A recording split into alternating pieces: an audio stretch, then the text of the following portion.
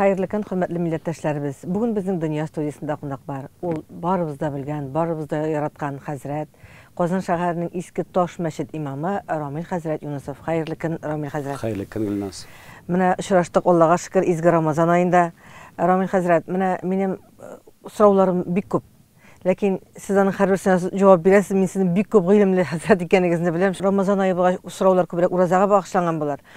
Eyteler bilen Ramazan ayında urazanın 3 günün başında tutsan, 3 günün ortasında tutsan, 3 gün ahırında tutsan dürüst bula oldylar. Mine şol dürüst eýberme bu, mine şol soraga jogap beregiz eli. Bismillahirrahmanirrahim. Her bir işni başlagan wagtda elbette teger itip başkaryp bolmay. Kişi birinci mertebe gümründe tuta eken uraza, eger de ol niyet kıla eken mene birinci iş günni tutup qarym äle dip. Elbette biz maňaýynda ruhsat berебиz, çünki bitinde ol her halda kirişe urazaga.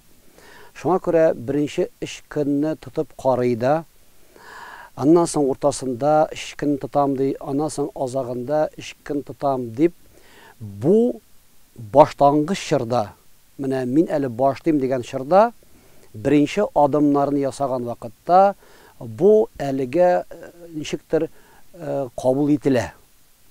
Emme min her ýylyny şulay tutam.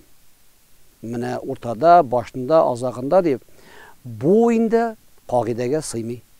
Çünki sen bu ýylyny şulay tutup garadyň, eýbet, isen sag kaldyň, sag selamet, elläni awyrlygy ýok eken, sen muny tatydyň, kelesi ýyl gaýynda artyrga kerek. Eýtek birinci 7 gün, ondan soň bir neçe gün köpeytirge elek, eýtik 9 gün idi. Köpeytirge kerek var, 15 günge ýagny ýartysyn, ondan soň da 30-ga ýetkizirge. Eger de her ýylyny şulay tutup barsaň, ol dürüst bolmaý. Munyň äle ikinci ýagy bar. Mine birinci iş güni urazanyň iň awır günleri. Ne işin? Çünki organizm äle aňlamaý, nerse talep etem minden hoja dip oýlaýar. Birinci gün ol zawtryk sırap qary, zawtryk bermeýler. Abed sırap qary, abed da bermeýler. İkinci günde şoý sırap qary ol, bolmas beken dip. Üçinci günde şoý sırap qary, sıragan wagtynda bizge niçikdir awır his etile. Çünki aşysy kile, baş eýlene, baş awyrta. Mine 4-nji, 5-nji günlerde organizm indi äkirnäp Rusça etmişti перестраиваться автономный питаниега. Ol indi iştegi şol jyılgan jyrlarny, şlaklaryny işkerte başlay. Hem äkirnäp organizm iýeleşe, anyň üçin uraza tu jiňileýär. Şoňa görä kim iş günekin tuta, ol oýly ez dip, jiňir bolar dip, emme anyň köňülinde kala awır eken bu degen his. Eger de ol birinci ýylda ok eýtik 5 gün, 6 gün ýa-ki 7 gün gine tutsa da, ol äkirnäp size başlay, bu jiňil eken, elläni awyrlygy ýok eken dip. Şoňa görä mene şunday täqdimimde bar. Birinci tutkanda da iň kime bir atna tutsagyz, anyň ýagşy ýagy da köňüligizde galar idi de, kelesi ýyllarda indi bu awır tugul eken dip kämil rewişde tutarga ol jiňelrek bolar idi. Ramil Hazret, mine tagyn şunday soraw berler, mine bir hanımның mine şunday şin bilip söylegen kişiler köp bitinde bizning. Mine eýde Qur'anda da 5 wagt namaz okurga ýazylmagan, namaz okurgana diп aýtylgan. Hem anyň ertengi namazyny okusan da şol jite digen sözüni işitdim. Mine bu dürüst sözme bu, dürüst söz tugulma bu. Kur'an-ı Kerimde Bakara suresinde Allah Teala hafizu ala salavati was salatul wusta. Allah Teala aşıktan aşağıda bütün namazlarınızı okup barıgız di, hem bigerek de ortançı namazını da kaldırmağız di. Yani bu ayetten anlaşılgança Allah Teala 5 vakit namazında okup barıga bizge kuşa farız di. Ortançı namaz ol ikindi namazı. Ne için? Ne için Allah Teala ikindi namazını assızıqlı? Irte bilen işiktir kişiге tırıp okurga ele mümkinçilik bar, işke barmy misal üçün. Abed wagtynda okurga mümkinçilik bar, abed bitinde. Akşam bilen ýestu nişiktir işten soň kişke tory kile ige gaýtgaç. Emine ikindi ol нәк эшнең кызган вакыты бөтен кешенең эш кызган вакытында икенче намаз туры килә. Шуңа күрә Аллаһ Тәгалә әйтә, ничек кенә эшегез тыгыз булуга карамастан, икенде намазында ди калдырмагыз вакытында укудан. Шуңа күрә Коръәни Кәримдә безнең Бакара сүрәсендә ачыктан-ачык аятлар бар. Бөтен намазларыбызда укып барга кирәк икән хакында. Менә намазлар вакытында мәчетләргә халык җыелама, менә сезнең Таш мәчеткә. Безнең Иске Таш мәчетенә кеше килә. Таравихта укыйбыз. Иртәнге намазга да килә. Әмма бик үк теге шәһәрнең үзәгендәге мәчетләр кебек түгел, чөнки беренчедән транспорт ягыда аның кадәре үк теге күп транспорт йөрми. Әле безнең бик күп әле реконструкция эшләре бара, ремонт эшләре бара. Әле безнең хәзер безнең мәчет каршысында бит инде менә бу Михавчиков урамы, ул безнең зур Казан бөҗрасына керә. Шуңа күрә ул юлны да, ул урамда бик ныганда ремонт эшләре алып бара. Шуңа күрә безгә әлегә мәчеткә килү юллары авыррак. Шуңа күрә бик үк әйтмәс идем, 5 вакыт намазга да киләләр дип. Әмма киләләр, тырышалар, йөриләр, әлхәмдүлилләh. Менә шул Таш мәчетенең тарихын кыска гына әйтеп китсәгез. Иске Таш мәчете бит инде ул безнең менә Казанны яулып алганнан соң монда Казанны яклап көрәшүчеләрнең, шаһитләрнең урыннары шул төбәккә күмелгән дигән риваятлар йөри. Һәм шушы безнең шул борынгы бабаларыбыз бу шаһитләрнең күмелгән урыннары югалыр.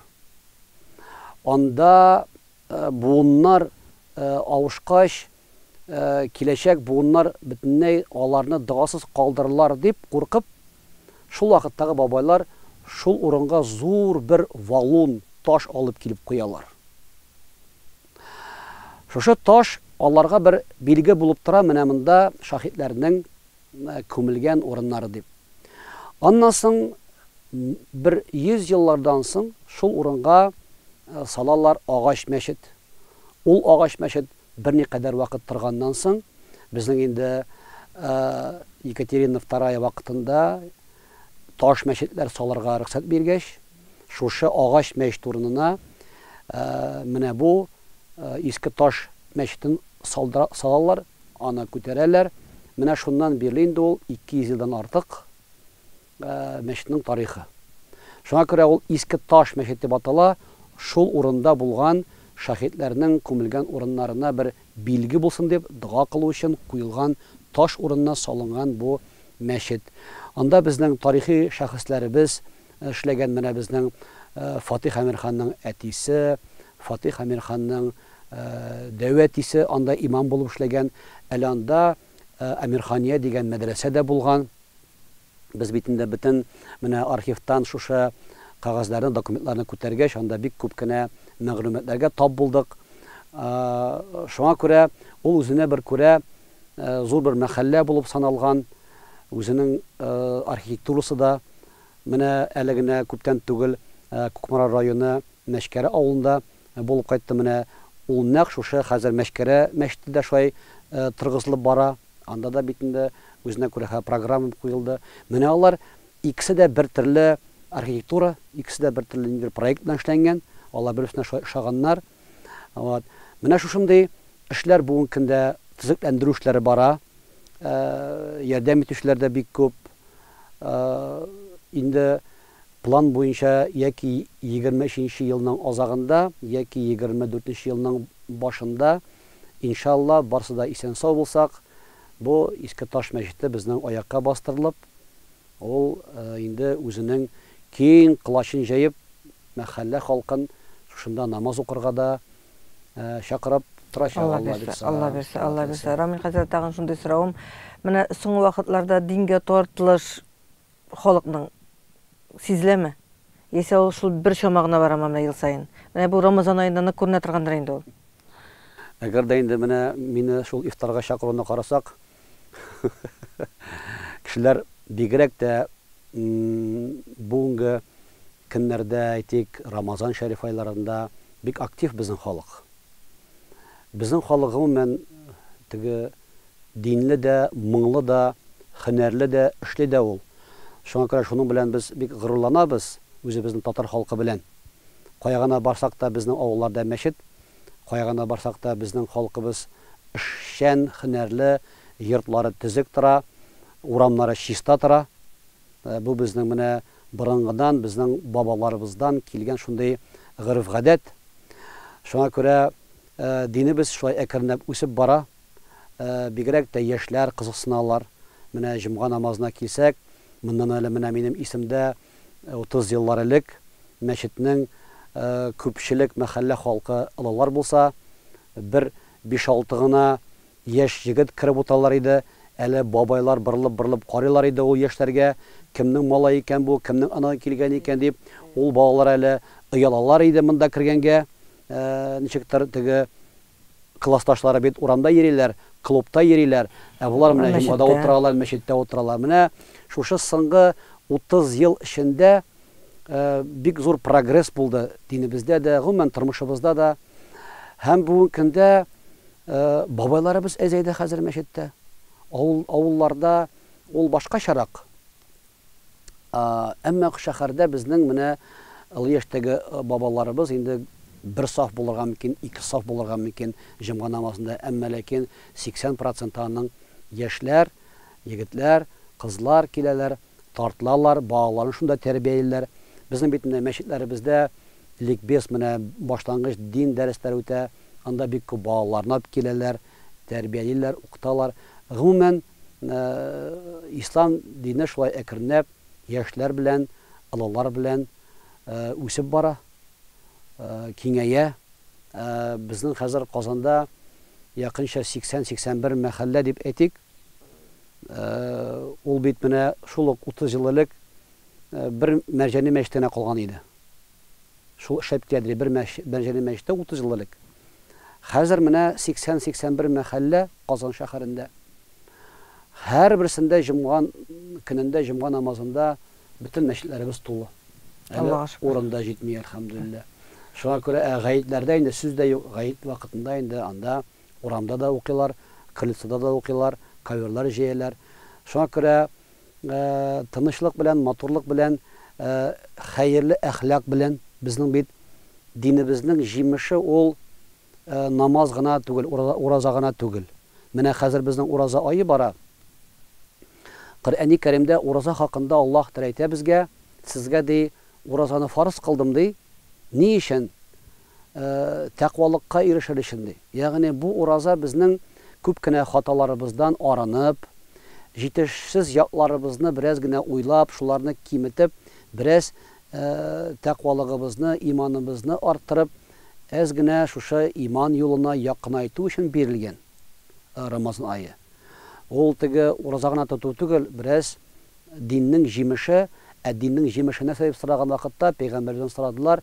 Сине ди Аллаһ Тәгалә нинди максат белән җибәрде безгә дип сораганнар. Ул бит әйтмәгән намаз гына укырга өйрәтергә сезне, ураза тоттырга дип кенә әйтмәгән. Ул әйткән югары әхлакны тыргызу өчен диде. Ягъни диннең, менә бу диннең ул асылы, нигезе ураза, хаҗ, закат, намаз булса, ул агачның тамыры. Аның кәүсәсе ул инде мөгамәләт, идәге булган ир белән хатын мөнәсәбәте, балалар тәрбиясе, әти, әни хакы, балалар хакы, күрше хакы, сату алу кебек шушындый мөгамәләтләр бар исламда. Менә бу агачның кәүсәсе.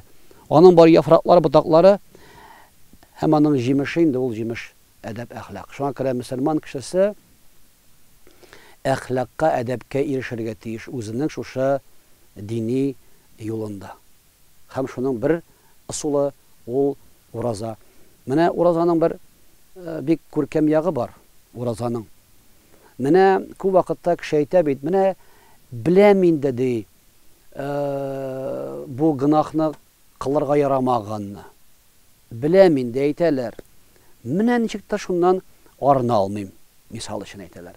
Яки әйтә, менә намаз укырга кирәк икән, беләм инде, китапларда укыдым, Фатиханы да өйрәндем, әттәхиятны беләм, ну менә керешеп булмый. Менә белү белән үтә арасында бер төшенчә бар, аның исеме ихтияр кеше. Рус әйткәндә ул сила воли. Менә бу ихтияр кешен ныгыта икән менә шушы ураза. Менә бит безнең хәзер тамакларда кибә, шәһәдә килеп китә, ашысыда килеп китә. Юк, Аллаһ Тәала куйган вакытка кадәр без базга төшсәк тә, идәнасына төшсәк тә, су эчә алмыйбыз, чөнки Аллаһ Тәала бөтен җирдә безне күреп тора. Менә Аллаһ Тәала мине бөтен җирдә күреп тора дип, үзеңнең нәфсеңне тыярга өйрәнү, ул менә ихтияр кешен ныгыта икән. Шуңа күрә менә бу Рамазан айы үзенә бер күрә 30 көнлек сабырлык мәдрәсәсе, ихтияр кешен тәрбияләп торган бер шундый мәдрәсә, гынахлардан арынып, чистарына паклана торган айыбыз. Шуңа күрә әйтә Пәйгамбәребезнең бер хадисе бар. Кем шын ихластан, Аллаһ ризалыгы өчен дип, гынахлардан тыелып 30 көн тотса ди ураза, Гайд көненә ди анадан туган бала кебек чип-чиста булып чыгачак ди. Менә каян тагын шушындый дәрәҗәгә ирешәсең. Ул андый дәрәҗә бар безнең хаҗда. Хаҗга барып кайтса кеше тиешле дәрәҗәдә үтәп кайтса хаҗны, кайткан вакытта анадан туган бала кебек чистара икән. Һәм менә бу Рамазан аенда да кеше шушындый дәрәҗәгә ирешә ала икән. Шуңа күрә бик хәерле айда без, һәрбер мизгеле кадерле, чөнки менә 22нче елның Рамазан айы безнең гомеребездә башка әйләнеп кайтмый, аның үткән көннәре дә әйләнеп кайтмый. Шуңа күрә бик бу мөкаддәс айның көннәренә, сәгатьләренә игътибарлы булыйк. Һәр көнне, һәр елны Рамазан айы юк, ул килә дә китә, зур кунак кебек, аны менә зурлап каршы алдык, зурлап узатыйк. Ул безнең тормышыбызга бер бәрәкәт, иминлек булсын дип килә. Аллаһның бу безнең өчен зур бер нигъмәте. Амин. Шулай булсын, Рамин хәзрәт. Рәхмәт сезгә безнең студиябызга килгәнегез өчен. Алла бирсә шундый очрашулар дәвамлы булсын. Амин. Бүген безнең дөнья студиясында кунакта Казан шәһәренең Иске Таш мәчет имамы Рамин хәзрәт Юнусов булды. Әмин Гөлнар Шәйхи бүгенгә сезнең белән сау булышам.